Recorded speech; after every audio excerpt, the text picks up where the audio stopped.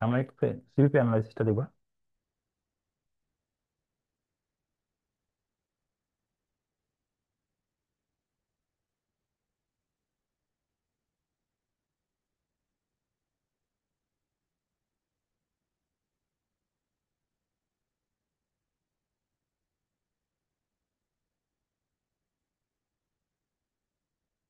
আপনারা তো পড়তেছেন নাকি? আমরা যেগুলো পড়াচ্ছি এগুলো দেখতেছেন একটু একটু?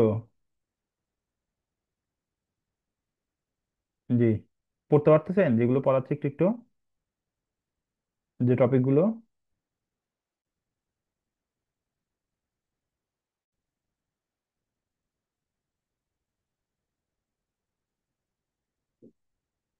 এগুলো একটু পড়তে চেষ্টা করুন। আচ্ছা, আমরা আজকে break even analysis and limiting factor অ্যানালাইসিসটা দেখবো। আচ্ছা, এটা সিভিপি অ্যানালাইসিস বলা হয়, কস্ট ভলিউম প্রফিট অ্যানালাইসিসও বলা হয়। আমরা এটা একটু দেখবো। এই চ্যাপ্টারটা একটু আলোচনা করবো আপনাদের সাথে। এখানে কিন্তু এখানে টপিকটা বড় কিন্তু। একটা হচ্ছে হলো ব্রেক ইভেন অ্যানালাইসিস, একটা হলো লিমিটিং ফ্যাক্টর অ্যানালাইসিস, দুইটা টপিক কিন্তু, একটা টপিক না। আচ্ছা, আজকে আমরা ব্রেক ইভেন অ্যানালাইসিসটা নিয়ে আলোচনা করবো, নেক্সট দিন আমরা লিমিটিং ফ্যাক্টর অ্যানালাইসিসটা নিয়ে আমরা আলোচনা করবো। এবং লিমিটিং ফ্যাক্টর নিয়ে আর কোথায় কি আলোচনা করা আছে এটা নিয়েও আমরা একটু আলোচনা করবো।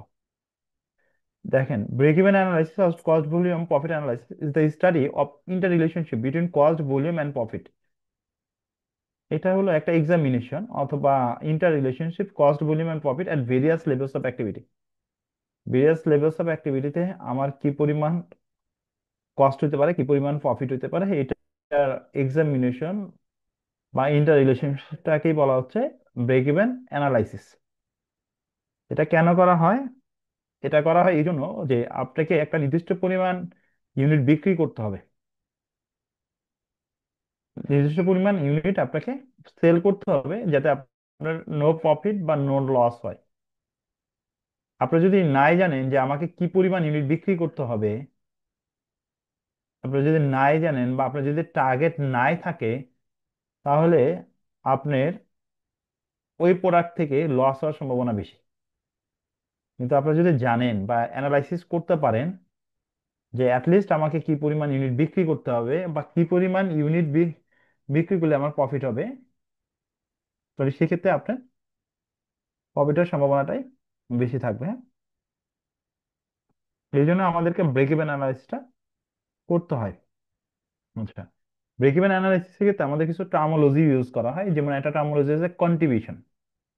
কন্ট্রিবিউশন জিনিসটা কি, এটা আমরা সবাই জানি যে কন্ট্রিবিউশন হলো আমার সেলিং প্রাইস থেকে আমি যখন variable cost per unit minus করব তখন আমি কন্ট্রিবিউশন পাবো। আমি যখন সেলিং প্রাইস থেকে ভেরিয়েবল কস্ট পার ইউনিট আমরা লেস করব তখন আমরা কন্ট্রিবিউশন পাবো। এই জিনিস কন্ট্রিবিউশনটা কেন জানার দরকার? কারণ আমাকে ব্রেক ইভেন পয়েন্টে দেখবেন আমাদের বেশ কিছু ফর্মুলা আছে। এই চ্যাপ্টারটা মূলত ফর্মুলা চ্যাপ্টার, ছোট চ্যাপ্টার, কিন্তু এই চ্যাপ্টারে বেশ কিছু ফর্মুলা আছে। এই ফর্মুলাগুলো অ্যাপ্লাই করে আমরা বের করতে পারি। দেখেন, পরে একটা সেকশন ওভারভিউতে বলতেছে the break even point occurs when there is neither a profit nor a loss. Break even point কোনটা? যেখানে আমার কোনো প্রফিট হবে না, কোনো লস হবে না, and so fixed cost equal contribution. অর্থাৎ আমরা বলতে পারি যেখানে contribution is equal to fixed cost, সেই যে সেইটাই আমার কি হবে, ব্রেক ইভেন পয়েন্ট হবে। Break even point in units, এখন একটা ফর্মুলা বলতেছে যে আমি বললাম যে কতগুলো নাম্বার অফ ইউনিটস আপনাকে বিক্রি করতে হবে অ্যাটলিস্ট নো প্রফিট বা নো লস পজিশনে পৌঁছার জন্য। এখানে একটা ফর্মুলা দিয়ে দিচ্ছে break even point in units. Total fixed কস্টকে যদি আমি কন্ট্রিবিউশন পার ইউনিট দ্বারা ডিভাইডেড করি, তাহলে আমি ব্রেক ইভেন পয়েন্টস ইন ইউনিটসটা আমি পেয়ে যাব।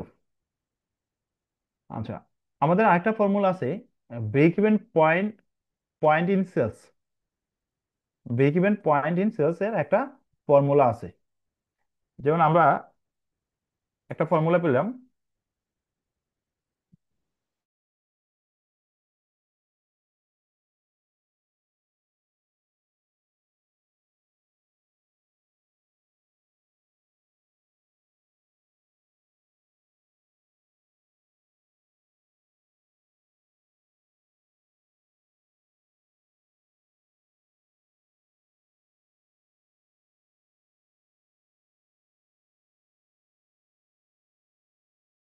ডিভাইডেড করি, আমি সেক্ষেত্রে কি পাচ্ছি, ব্রেক ইভেন পয়েন্টস ইউনিটসটা পেয়ে যাচ্ছে।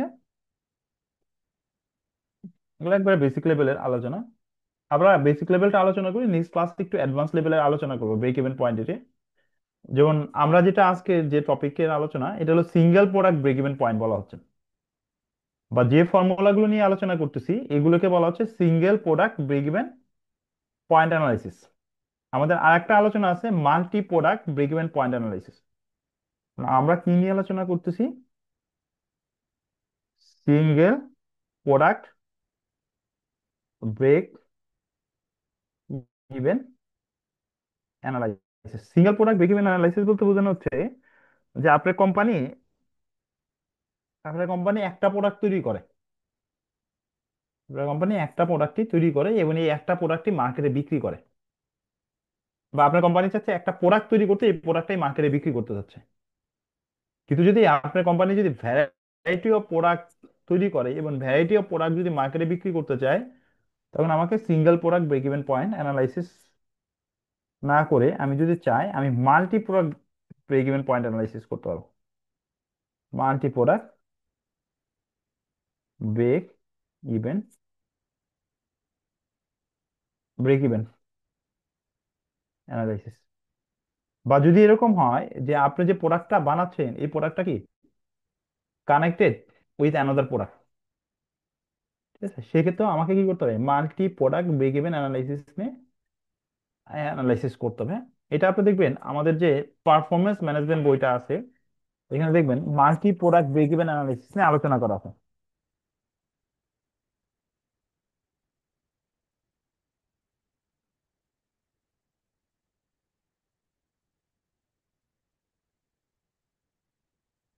আমাদের পারফরমেন্স ম্যানেজমেন্ট বইতে multi product break even point নিয়ে আলোচনা করেছে। আমরা যে বইগুলো সাজেস্ট করছি এই বইয়ের মধ্যে দেখবেন পারফরমেন্স ম্যানেজমেন্টের সম্ভবত চ্যাপ্টার 3-তে এই পয়েন্টটা আলোচনা করেছে, multi product break even analysis নিয়ে আলোচনা করেছে। আচ্ছা, আমরা উপরে একটা পয়েন্ট পেলাম break even point in units. এখন আরেকটা পয়েন্ট আছে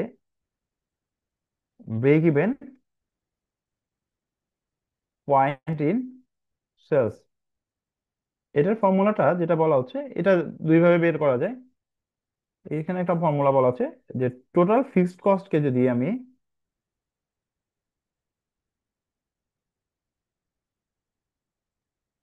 কন্ট্রিবিউশন রেশিও দ্বারা ডিভাইডেড করতে পারি, তাহলে আমরা কি পাবো break even point in sales. Total fixed কস্টকে যদি আমরা কন্ট্রিবিউশন রেশিও দ্বারা সেগ্রিগেট ডিভাইডেড করতে পারি, আমরা পাবো কি break even point in sales. এখন কন্ট্রিবিউশন রেশিওর ফর্মুলাটা আমরা যদি একটু বলি, কন্ট্রিবিউশন রেশিও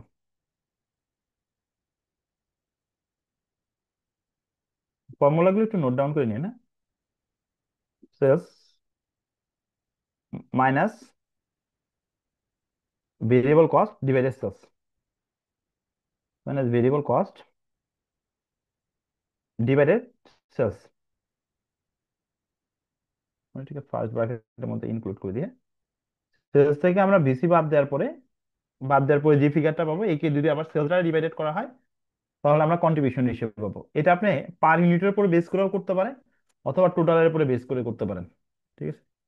আচ্ছা, আমরা কন্ট্রিবিউশন রেশিওর ফর্মুলাটা পেলাম। আচ্ছা, আমাদের আরেকটা ফর্মুলা আমরা ইউজ করতে পারি ব্রেক ইভেন পয়েন্ট ইন সেলসের, পয়েন্ট ইন সেলসের আরেকটা ফর্মুলা হতে পারে break even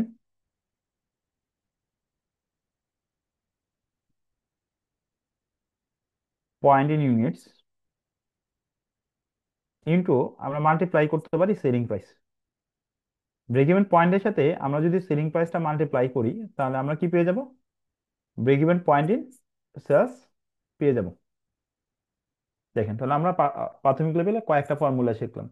break even point in units এর ফর্মুলা কি, break even point in sales এর ফর্মুলা কি, এগুলো আপনারা জানেন কারণ এটা অনেকের জানা ফর্মুলাগুলো। কন্ট্রিবিউশন রেশিওর ফর্মুলা কি এবং break even point in sales এর ফর্মুলা কি, এই কয়েকটা আমরা পেলাম।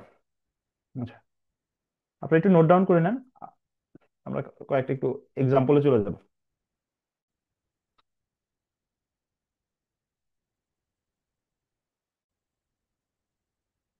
দেখতে পারছেন? বা একটু স্ক্রিনশট দেন, স্ক্রিনশট দিয়ে রাখতে পারেন। এখানে যেহেতু ফর্মুলা গুলো আছে, স্ক্রিনশট দিয়ে রাখতে পারেন।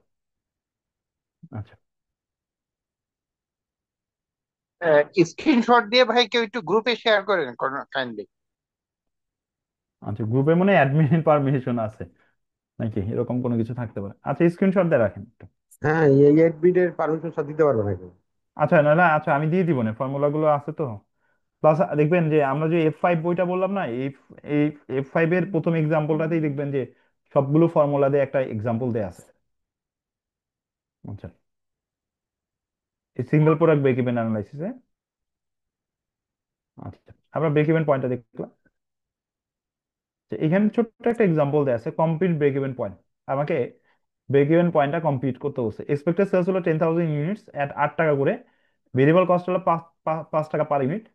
আচ্ছা, আমরা ব্রেক ইভেন পয়েন্টের ফর্মুলা কি, ব্রেক ইভেন পয়েন্টের ইউনিটস এর ফর্মুলা কি? আমরা যদি বলি fixed cost divided contribution per unit.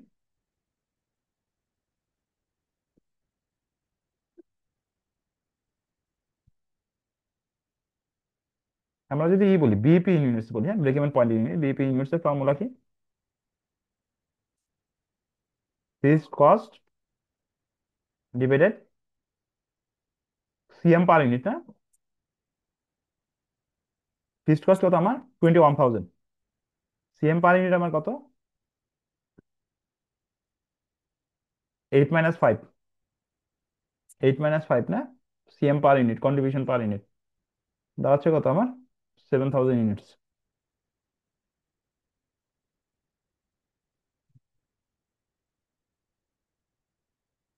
আমরা যদি বিপিএন সেলস বের করতে চাই,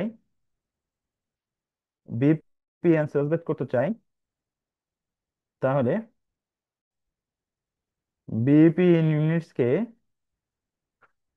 আমরা মাল্টিপ্লাই করব সেলিং প্রাইস দ্বারা। সেলিং প্রাইস দ্বারা আমরা মাল্টিপ্লাই করব। বিপি ইউনিটস কত আমার? 7,000। সেলিং প্রাইস আমার কত? 8 টাকা করে। তার মানে আমার 56,000 হচ্ছে বিপি ইন সেলস। তার মানে এই পরিমাণ টাকার গুডস আমাকে বিক্রি করতে হবে, কি কি করার জন্য? ব্রেক ইভেন পয়েন্টে নিয়ে আসার জন্য। ক্লিয়ার এটা এই পর্যন্ত? ছোট একটা এক্সাম্পল আমরা আলোচনা করলাম। আপনার অন্য কনসেপ্টে চলে যায়, হ্যাঁ। আমরা ব্রেক ইভেন পয়েন্টটা দেখলাম যে ব্রেক ইভেন পয়েন্টটা কি। আমরা এখন অন্য আরেকটা কনসেপ্টে চলে যাই।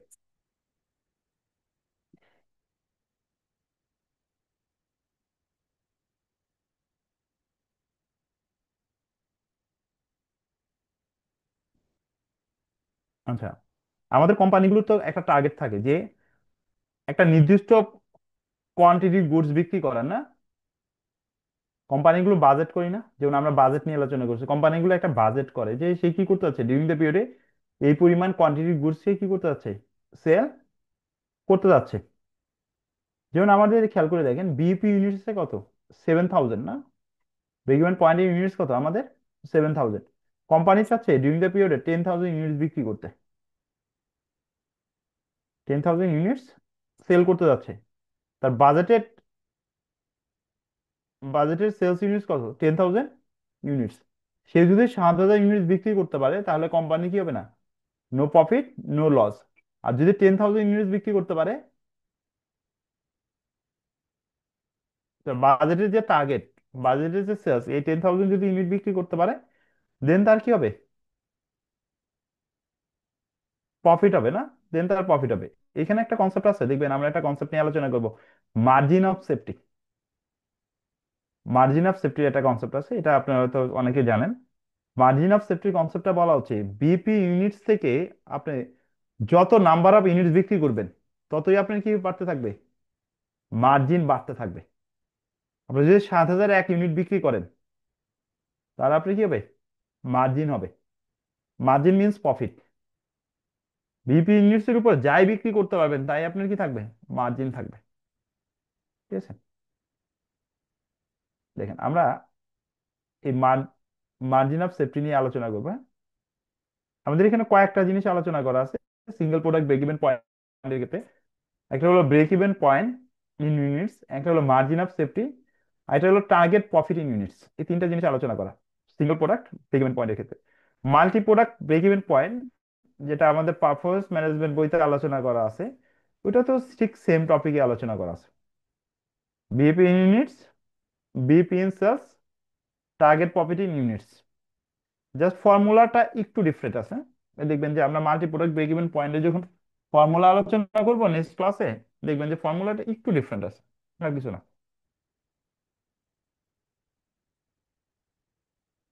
বা কখন আমরা মাল্টি প্রোডাক্ট ব্রেক ইভেন পয়েন্টটা ইউজ করতে পারি আমরা এটা একটু দেখবো নেক্সট ক্লাসে। আচ্ছা, আমরা মার্জিন অফ সেফটিটা নিয়ে একটু আলোচনা করবো, যে মার্জিন অফ সেফটি জিনিসটা কি। দেখেন, margin of safety, the difference in units between budgeted sales volume and the break even sales volume. বাজেটের সেলস ভলিউম এবং ব্রেক ইভেন সেলস ভলিউমের মধ্যে যে পার্থক্য, পার্থক্যটাকে বলা হচ্ছে মার্জিন অফ সেফটি, বা এটা সেফটি মার্জিন বলা হয়। It is sometimes express as a percentage of budgeted sales volume. এটা দুই ভাবে রিপ্রেজেন্ট করা যায়, যেমন আমরা বিপি ইউনিটস পড়লাম, এবার পরে পড়লাম কি বিপি ইন সেলস। তো margin of safety in units, margin of safety in sales, এভাবে বলা যায়। ঠিক আছে। As well as interested in the break-even point, management may also interested in the amount by which actual sales can fall below anticipated sales without a loss being incurred. আচ্ছা, এটাও ম্যানেজমেন্টের একটা intention থাকে, যে ম্যানেজমেন্ট অ্যাকচুয়ালি কি, যেমন break even পয়েন্টে যেমন interested, management may also be interested in the amount by which actual sales can fall below anticipated sales. কি পরিমাণ সেলস ফল করতে পারে without a loss being incurred, this the margin of safety. যেমন আমরা যদি একটা লাইন ড্র করি, এই 7,000 টাকা বলা হচ্ছে কি বিপি ইউনিটস, 10,000 টাকা বলা হচ্ছে বিপি ইউনিটস। আর আমার বাজেট সেলস হলো 10,000 ইউনিটস, কিন্তু অ্যাজিউম করা হচ্ছে এবছর 10,000 ইউনিটস বিক্রি হবে না, এবছর হয়তো বা 8,000 ইউনিট বিক্রি হওয়ার সম্ভাবনা বেশি। সর্বোচ্চ 8,000 ইউনিট পর্যন্ত বিক্রি করা যাবে চেষ্টা করে, কিন্তু এর উপরে আর বিক্রি করা পসিবল না। তাহলে এই 8,000 ইউনিট যদি বিক্রি করতে পারেন, তাও কিন্তু আপনার কি হবে না, কোম্পানি কোনো লস ইনকার হবে না, এটাই বলা হচ্ছে এই জায়গায়। দেখেন, as well as being interested in the break-even point, management may also be interested in the amount by which actual sales can fall below anticipated sales without a loss being incurred. This is the margin of safety. Margin of safety is the difference in units between the budgeted or expected sales volume and the break-even sales volume. এটা হলো পার্থক্য, budgeted or expected sales volume between the break even sales, it is sometimes express, এটা একই জিনিস বলা হচ্ছে। দেখেন, আমরা যদি মার্জিন অফ সেফটিটা একটু দেখি, এখানে ক্যালকুলেট করে দেখি, calculate the break even point and margin of safety, আপনাকে দুইটা জিনিস ক্যালকুলেট করতে বলছে, break even point, margin of সেফটিটা আপনাকে ক্যালকুলেট করতে বলছে। এমডিএমকো makes and sales a product which has a variable cost 30 টাকা অ্যান্ড হুইচ সেলস 40 টাকা। সে একটা প্রোডাক্ট তৈরি করে যেটা ভেরিয়েবল কস্ট হলো 30 টাকা এবং এটা সেলিং প্রাইস হলো 40 টাকা। বাজেটেড ফিক্সড কস্ট আর 70,000 অ্যান্ড বাজেটেড সেলস আর 8,000 ইউনিটস। আপনার এক্সপেক্টেড সেলস হলো আপনি 8,000 ইউনিটস প্রোডাক্ট বিক্রি করবেন, এটা বিক্রি হবে এক্সপেক্টেড সেলস, মানে আপনার টার্গেট হলো এই পরিমাণ ইউনিটস আপনি কি করতে পারবেন, বিক্রি করতে পারবেন। আমরা যদি কন্ট্রিবিউশন পার ইউনিটে যদি দেখি, সিএম পার ইউনিট কত দাঁড়াচ্ছে, 10 টাকা। কেউ না বুঝলি বললেন, হ্যাঁ, যদি সহজ চ্যাপ্টার, সিএম পার ইউনিট দাঁড়াচ্ছে কত আমার, 40 - 30, 10 টাকা দাঁড়াচ্ছে না, সিএম পার ইউনিট হলো আমার 10 টাকা দাঁড়াচ্ছে কন্ট্রিবিউশন পার ইউনিট। তাহলে বিপিএন সেলস আমার দাঁড়াচ্ছে কত, বিপি ইউনিটস, সরি সেলস না, বিপি ইউনিট দাঁড়াচ্ছে কত, আমার ফিক্সড কস্ট কত, 70,000, আর আমার সিএম পার ইউনিট কত, 10। তাহলে বিপি ইউনিট দাঁড়াচ্ছে কত, 7,000 ইউনিটস।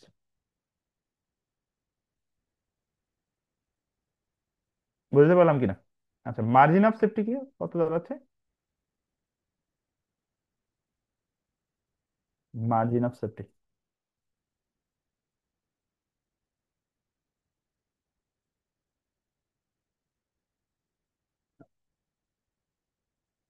মার্জিন অফ সেফটি এটা ফর্মুলা হলো বাজেটের সেলস মাইনাস বাজেটের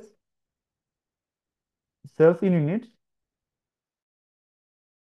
ইউনিট বা expected sales in units minus BP break even point in units.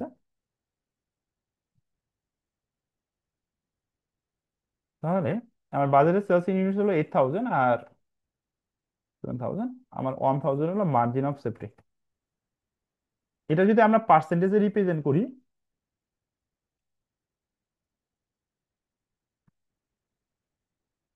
MS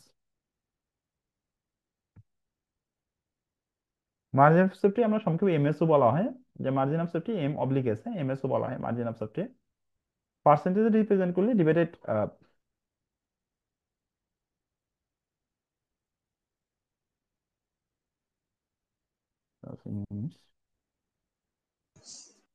minus BP units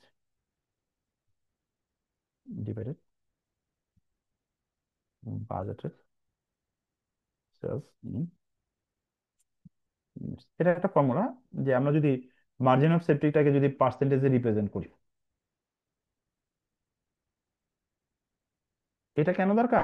কারণ অনেক সময় হয় কি যে আমরা বলি যে সেলসটা এই বছর ফল করবে, কত পার্সেন্ট ফল করবে, এইভাবে বলি না যে এই বছর সেলসটা কি করতে পারে, কমে যেতে পারে, কিন্তু কত পার্সেন্ট ফল করবে।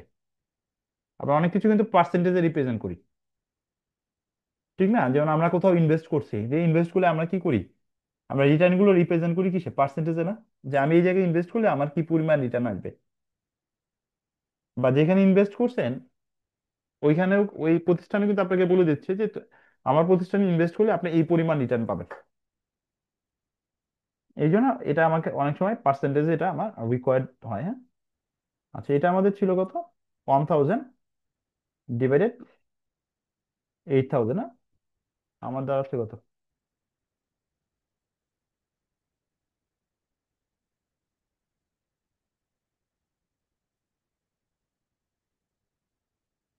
12.5%।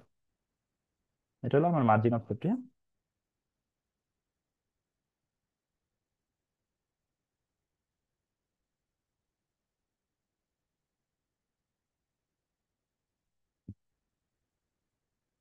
আপনার সেলস তো কমেও যেতে পারে না, আপনি 8,000 ইউনিটস বিক্রি করবেন, হঠাৎ করে 5% সেলস ফল ডাউন করতে পারে, 5% সেলস আপনি কি করতে পারে, কমে যেতে পারে।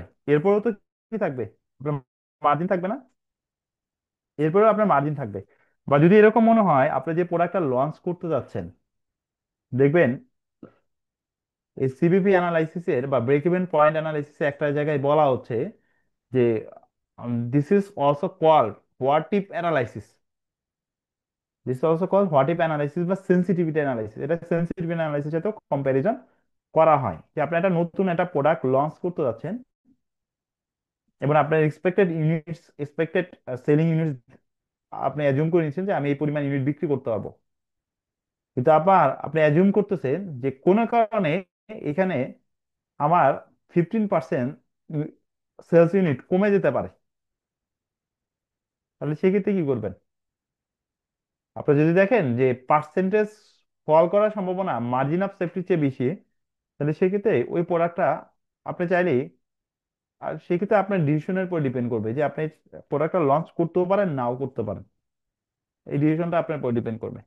কিন্তু যদি দেখেন না সম্ভাবনা আমার মার্জিন অফ সেফটির চেয়ে অনেক কম, সেক্ষেত্রে আপনি কি করবেন, যে আপনি প্রোডাক্টটা কন্টিনিউ করবেন, যে না আমার এই প্রোডাক্টটা লঞ্চ করলে আমার কি হবে, প্রফিটের সম্ভাবনাটা অনেকটা বেশি। এই জন্যই মার্জিন অফ সেফটিটা আমার রিকোয়ার্ড, ক্যালকুলেশনটা রিকোয়ার্ড। আপনার মার্জিন অফ সেফটি বুঝতে পেরেছি মহসেন ভাই? মার্জিন অফ হ্যাঁ, সেফটি। বুঝতে পেরেছি, জি, থ্যাংক ইউ। আচ্ছা, আচ্ছা, আমাদের এখানে আরেকটা ফর্মুলা আছে সিঙ্গেল প্রোডাক্ট ব্রেক ইভেন পয়েন্টের ক্ষেত্রে, target profit in units, target profit in units. হ্যাঁ, টার্গেট প্রফিট ইন ইউনিটস, এটা আমরা যদি একটা এইটাই দেখি, হ্যাঁ এখানে একটা এক্সাম্পল দেখি, যেমন আমরা break even point in units যেমন ফর্মুলা দেখেছি, এখানে টার্গেট প্রফিট ইন ইউনিটস এর ফর্মুলা আমরা একটু দেখতে পাই। Profit in units,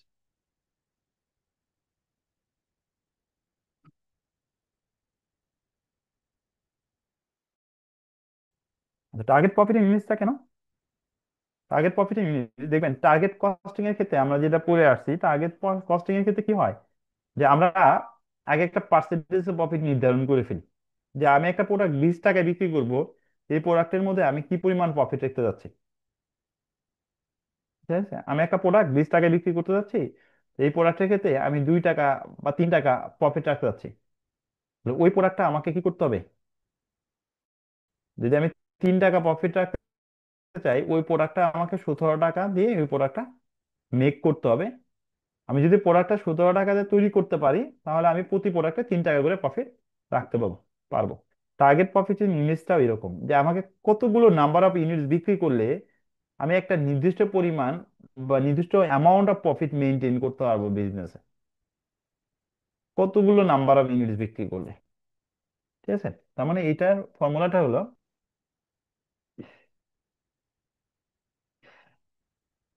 fixed cost plus target profit, fixed cost plus target profit divided CM per unit. হ্যাঁ, fixed cost plus target profit divided কি, কন্ট্রিবিউশন পার ইউনিট, এটাকে আমরা পাবো টার্গেট প্রফিট ইন ইউনিটস। যে আপনাকে কতগুলো নাম্বার অফ ইউনিটস বিক্রি করলে আপনি যে যে প্রফিটটা আপনি চাচ্ছেন, এই প্রফিটটা জেনারেট করতে পারবেন। ঠিক আছে, যে আমি নতুন প্রোডাক্ট লঞ্চ করে আমি 1 লাখ টাকা প্রফিট জেনারেট করতে পারছি, তাহলে কি পরিমাণ নাম্বার অফ ইউনিটস বিক্রি করলে আপনি এই 1 লাখ টাকা প্রফিট জেনারেট করতে পারবেন। That is called target profit in units. দেখেন আমাদের একটা ফর্মুলা দেয়া আছে, বা কি পরিমাণ প্রোডাক্ট সেল করলে আপনি এটা জেনারেট করতে পারবেন, তাহলে সেই ক্ষেত্রে আমরা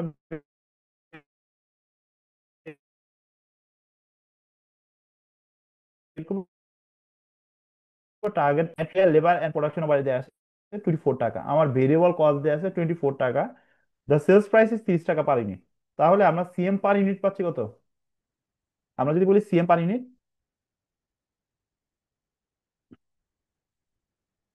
সিএম পার ইউনিট, আমরা কন্ট্রিবিউশন মার্জিন পাচ্ছি, সিএম পার কন্ট্রিবিউশন মার্জিন পার ইউনিট কত পাচ্ছি, 30 100 টাকা। মাইনাস, হ্যাঁ 6 টাকা পাচ্ছি না, কন্ট্রিবিউশন মার্জিন 6 টাকা পাচ্ছি। আচ্ছা, এরপরে বলা আছে the total sales of and fixed cost per annum 68,000, the company wishes to make a profit of 16,000 টাকা পার অ্যানাম, কোম্পানি 16,000 টাকা পার অ্যানাম প্রফিট জেনারেট করতে হচ্ছে, company wishes to make a profit 16,000 টাকা পার অ্যানাম, তাহলে সেই 16,000 টাকা পার অ্যানাম প্রফিট জেনারেট করতে হচ্ছে। আচ্ছা, আমরা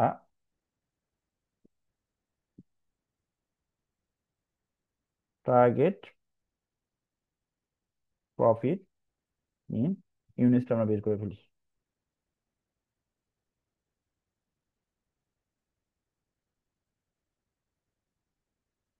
ইউনিটস, ফিক্সড কস্ট হলো 68,000 প্লাস 16,000, এটা আমরা ব্র্যাকেটের মধ্যে রাখি,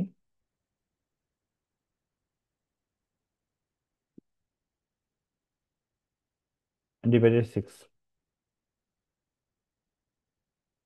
68,000 প্লাস কত আসে?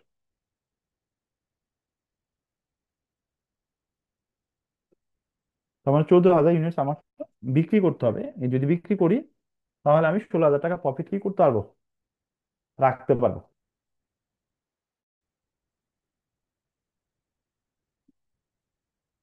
আর যদি আমরা টার্গেট প্রফিট ইন সেলস বলি, তাহলে জাস্ট সেলিং প্রাইসটা আমরা মাল্টিপ্লাই করবো, টার্গেট প্রফিট ইন সেলস বলি, তাহলে সেই ক্ষেত্রে আমরা সেলিং প্রাইসটা কি করবো, মাল্টিপ্লাই করবো।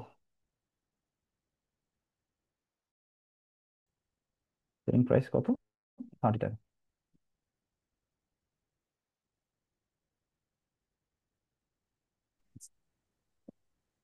তোমার এই পরিমাণ প্রোডাক্ট 4,20,000 টাকা প্রোডাক্ট বিক্রি করলে আমি কি রাখতে পারবো, 16,000 টাকা প্রফিট আমি রাখতে পারবো না।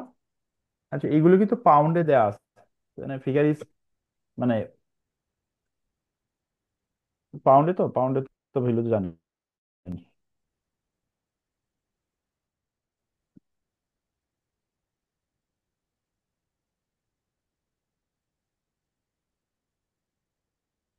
আচ্ছা, ক্লিয়ার না?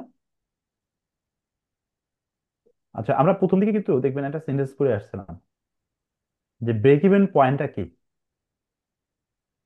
এটা হলো study and interrelationship, profit, cost, profit and ভলিউমের মধ্যে ইন্টার রিলেশনশিপ। দেখেন আমরা যদি ফার্স্ট সেন্টেন্সটাতে যাই, কি বলতেছিল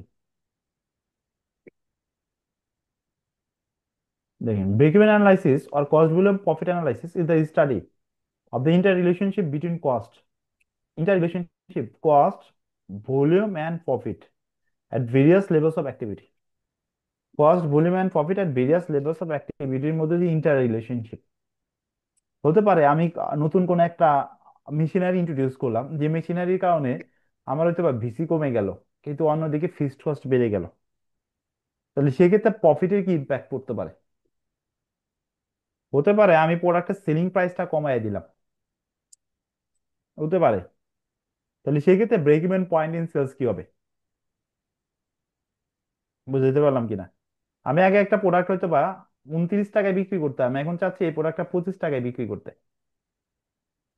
তাহলে প্রোডাক্টের সিএম পার ইউনিট আমার কমে যাবে না? আমি প্রোডাক্টের সেলিং প্রাইস যখন কমাবো তখন আমার কি হবে? কন্ট্রিবিউশন, কন্ট্রিবিউশন পার ইউনিটও তো কমে যাবে। তাহলে সেক্ষেত্রে কতগুলো ইউনিট আমাকে বিক্রি করতে হবে? এই ইন্টার রিলেশনশিপ গুলো আমাকে ফাইন্ড আউট করতে হবে। আপনার প্রোডাক্টের প্রাইস কমাইলেই এটা এটা হইতে পারে যে প্রোডাক্টের যদি যখন আপনার প্রাইস কমাবেন তখন নাম্বার অফ ইউনিট বেশি বিক্রি হবে। প্রোডাক্টের প্রাইস কমালে আপনার নাম্বার অফ ইউনিট কি হবে? আপনি আগে 1 লাখ ইউনিট বিক্রি করতেন, কিন্তু প্রোডাক্টের প্রাইস যদি কমায় নিয়ে আসেন আপনি 1.5 লাখ ইউনিট বিক্রি করতে পারবেন। ঠিক আছে? তাহলে এটার ইম্প্যাক্টটা কি হবে?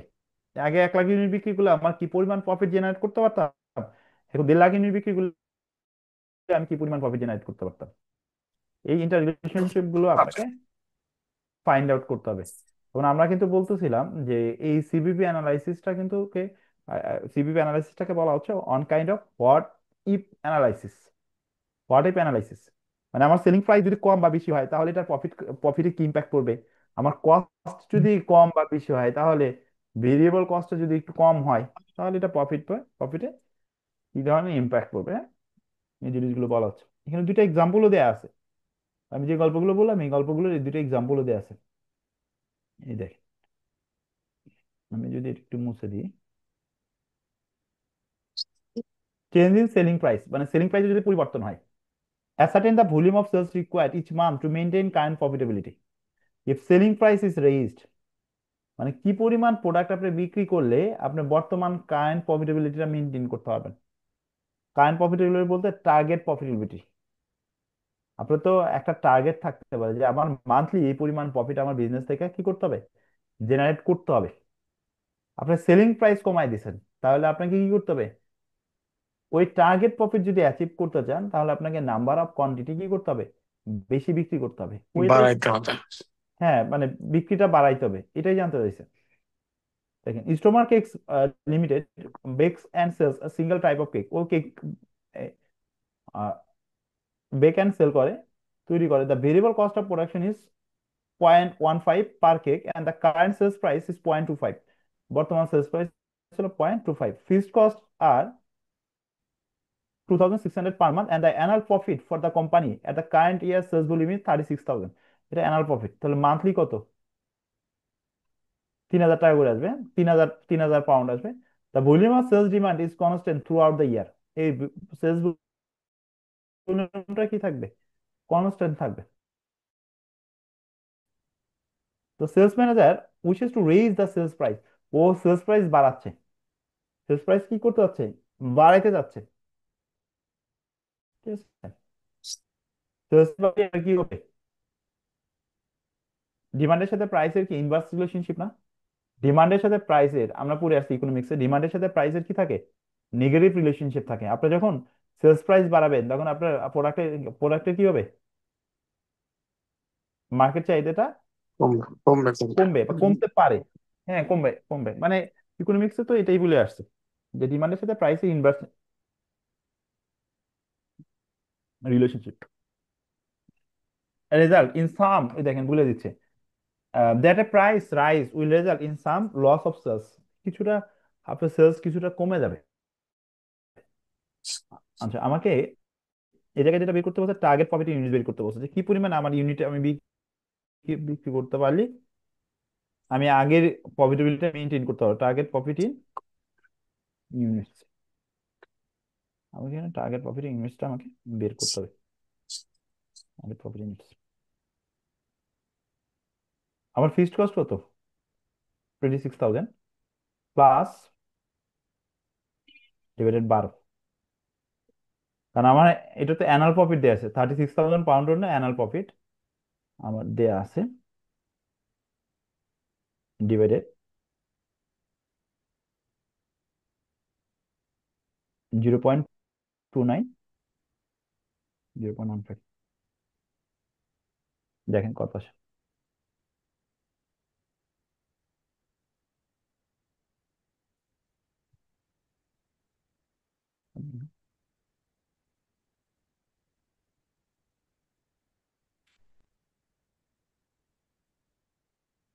আমাকে 40,000, এই পরিমাণকে 40,000 পিস অফ কেকস আমাকে বিক্রি করতে হবে to maintain the current profitability. এতগুলো কেকস আমাকে সেল করতে হবে, ঠিক আছে? আমি যদি কারেন্ট প্রফিটেবিলিটি মেনটেন করতে চাই, তাহলে আমাকে এই পরিমাণ কেক কি করতে হবে? সেল করতে হবে, হ্যাঁ, এটা বলা হচ্ছে।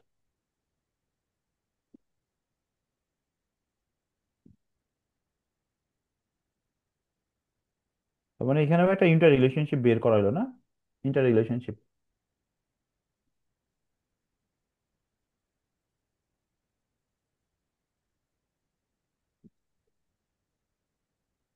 আচ্ছা আমাদের আরেকটা এক্সাম্পল যদি দেখি, চেঞ্জেস ইন প্রোডাকশন কস্ট, যেটা আমি বলতেছিলাম, যে আপনি কি করলেন, ফিক্সড কস্ট ইনক্রিজ করলেন, ফিক্সড কস্ট ইনক্রিজ করার কারণে আপনার ভেরিয়েবল প্রোডাকশন কস্টটা কমে গেল, যেটা আলটিমেটলি কি ইম্প্যাক্ট ফেলবে, এটা আমরা একটু দেখি। Determine the number of units that must be produced and sold to achieve the same profit. আপনাকে কি পরিমাণ ইউনিটস বিক্রি করতে হবে আমরা আমরা যদি কারেন্ট প্রফিটেবিলিটিটা মেনটেন করতে চাই, হ্যাঁ? আচ্ছা, close briquette limited makes a product which have a variable production cost 8 টাকা অ্যান্ড ভেরিয়েবল সেলিং কস্ট 2 টাকা। তার মানে টোটাল বিল ছিল 10 টাকা। Fixed cost 40,000 per annum, the sales price per unit 18 টাকা, and the current volume of output and sales is 6,000। Current volume and output of sales কত? 6,000 টাকা। আচ্ছা, the company is considering whether to hire an improve machine for production. Company চিন্তা করতেছে যে improve machine সে hire করবে কিনা। Annual hire cost 10,000 pounds, and it is expected that variable cost of production would fall 6 টাকা per unit. আপনি যদি ওই মেশিনটা হায়ার করতে পারেন, সেক্ষেত্রে আপনার ভেরিয়েবল প্রোডাকশন কস্টটা কমে যাবে। তাহলে সেক্ষেত্রে আপনি মেশিনটা হায়ার করবেন কি করবেন না? আচ্ছা, আমাদের এই ডিসিশন মেকিং, এই ডিসিশনটা মেক করতে বলছে। আচ্ছা, আমরা এটা একটু দেখবো যে আমার বর্তমান কারেন্ট প্রফিটেবিলিটি কত। আমাদের বর্তমান প্রফিটটা আমরা বের করব, মানে এই নতুন মেশিন হায়ার করার আগে আমার কারেন্ট প্রফিট কত। দেখেন আমার কন্ট্রিবিউশন পার ইউনিট দাঁড়াবে কত? আমি প্রোডাক্টটা 18 টাকায় বিক্রি করতে পারবো।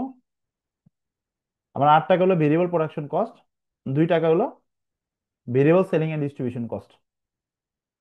তখন 8 টাকা হলো আমি কি রাখতে পারবো? কন্ট্রিবিউশন, কন্ট্রিবিউশন রাখতে পারবো ইন্টু নাম্বার অফ ইউনিটস কত? 8,000 না? ইন্টু নাম্বার অফ ইউনিটস হলো কত?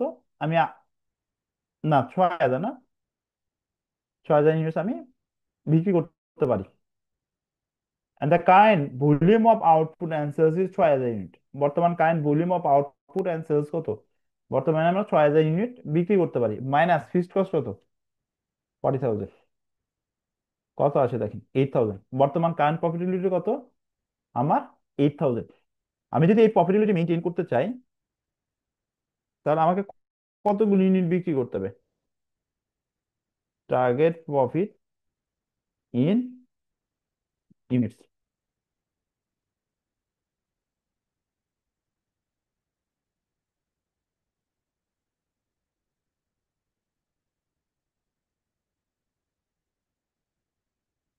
আচ্ছা,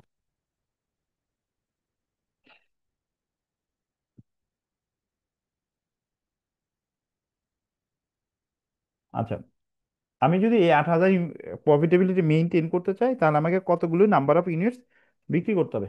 একটা জিনিস খেয়াল করেন, আমাদের কিন্তু ফিক্সড কস্ট বেড়ে যাচ্ছে। আমরা টার্গেট প্রফিট ইউনিটস এর ফর্মুলা কি জানি? Fixed cost plus target profit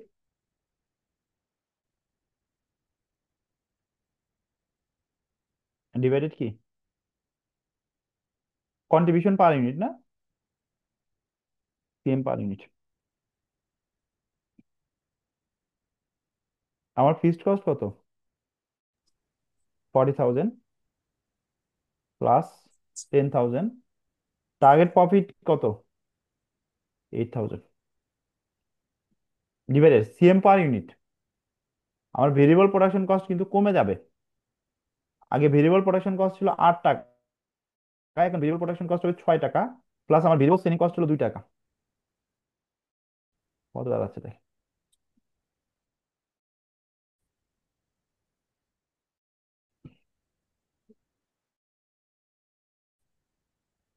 5,800 unit.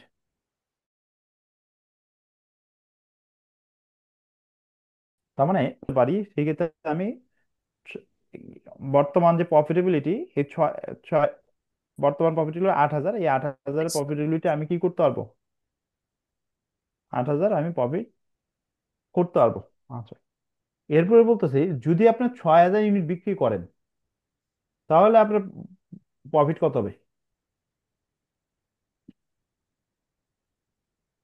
B number, যেটা in case of selling 6,000 units.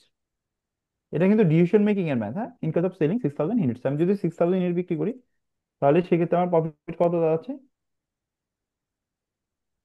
6,000 into আমার কন্ট্রিবিউশন কত?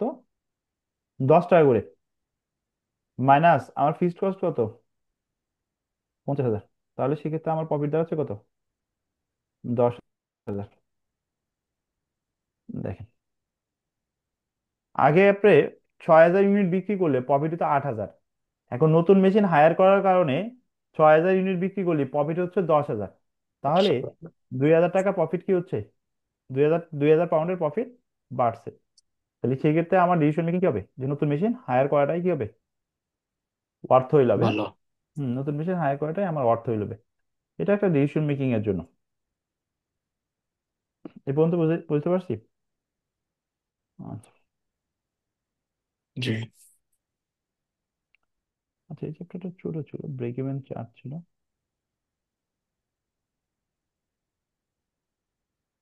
আমি নেক্সট ক্লাসে আপনাদের মাল্টি প্রোডাক্ট ব্রেক ইভেনটা একটু দেখা দিব। আচ্ছা, নেক্সট ক্লাসে আমরা মাল্টি প্রোডাক্ট ব্রেক ইভেন এবং লিমিটিং ফ্যাক্টর অ্যানালিসিসটা একটু নিয়ে আলোচনা করবো। লিমিটিং ফ্যাক্টরটা একটু ডিফারেন্ট আলোচনা, হ্যাঁ। আচ্ছা, আজকে এই পর্যন্ত থাকবো, হ্যাঁ।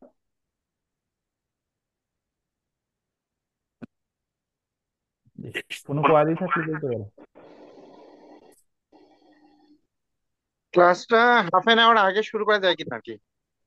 মানে 11টা বেজে যায় না হয়? না, এইটা হলে ভালো হয়, বুঝছেন, কারণ এখন 11টা বেজে গেছে। কারণ এটা, আচ্ছা, আপনাদের ক্লাসটা তো মনে হয় শনিবার ছিল, আমি দেখি শনিবার সাড়ে করলেই নটায়। ভালো। হ্যাঁ, 9:30 থেকে হলেই ভালো। 9:30 থেকে আমরা 11টা 11:15 পর্যন্ত পড়তে পারলেই ভালো, কারণ 1 ঘন্টা হচ্ছে 1.5 ঘন্টা ক্লাস নিতে পারলে আমাদের জন্য ভালো। আচ্ছা, হ্যাঁ। ভাইয়া ক্লাস কি সানডেতেই কন্টিনিউ করবেন নাকি আবার ব্যাক আসবেন স্যাটারডেতে? আপনাদের জন্য কোনটা ভালো হয়? স্যাটারডেতে ভালো হয় না নাকি? অফ ডেতে হলে তো একটু ভালো হয়। না, তাহলে ইয়েতেই নিবো ভাই, স্যাটারডেতেই নিবো। দেখি, আমি মনির ভাইয়ের সাথে কথা বলে স্যাটারডেতেই নিয়ে নিবো। স্যাটারডে হইতে পারে, অসুবিধা নেই, আমরা তাহলে নোটিশ দিয়ে দিব হুম। না নেক্সট ভাইয়া স্যাটারডে। স্যাটারডেতে আমার একটা প্রবলেম আছে। হ্যালো, জি জি, বলেন। আমার একটু স্যাটারডে প্রবলেম ছিল, আমার ওই যে এফআর ক্লাস আছে। আচ্ছা আচ্ছা, এটা তাহলে ভাইয়াকে নক দিয়ে রাখেন, কারণ এখন ওইটা দু একজনের জন্য আমরা রেকর্ডিং এর ব্যবস্থা করব, কিন্তু বাকিদের যদি রোববারে সমস্যা হয় তাহলে আমাদের শনিবারে নিতে হবে। কারণ শনিবার হইলে কি ভালো, কারণ অফ ডে থাকে, তো এটা আপনাদের জন্যই ভালো। আচ্ছা। মানে টাইমিংটা হচ্ছে কি আমার ওইখানে 7টা থেকে 9টা তো। আমরা তো রাতে নিবো ভাইয়া, 9:30 থেকে নিবো। আমার তো ধানমন্ডি থেকে আসতে হয়, আমি উত্তরা থাকি। হ্যাঁ। ও আপনি ফিজিক্যালি ক্লাস করেন নাকি? হ্যাঁ হ্যাঁ, নাহলে তো মানে সম্ভব না। অনলাইনে অনেক সময় বোঝা যায় না ঠিক মতো, কনসেন্ট্রেট করা যায় না, কমিউনিকেট করা যায় না। না, বুঝতে পারছি মানে ইস্যুগুলো।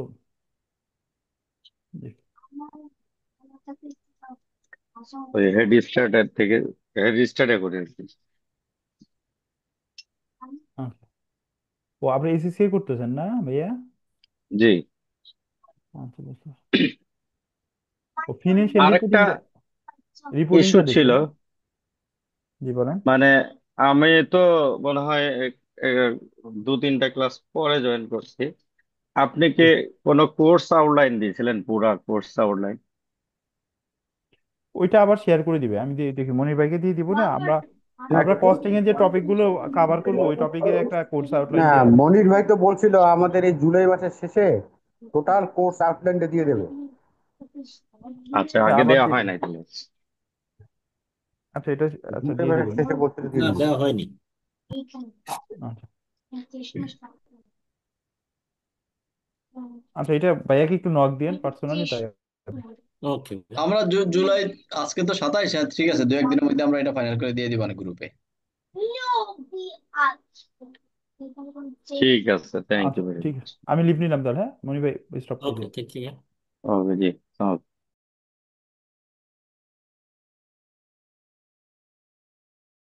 কারো তো প্রশ্ন প্রশ্ন নেই, অসুবিধা নেই, আমরা ক্লোজ করে দিয়ে দিলে রাত্রে অনেক। ওকে মানে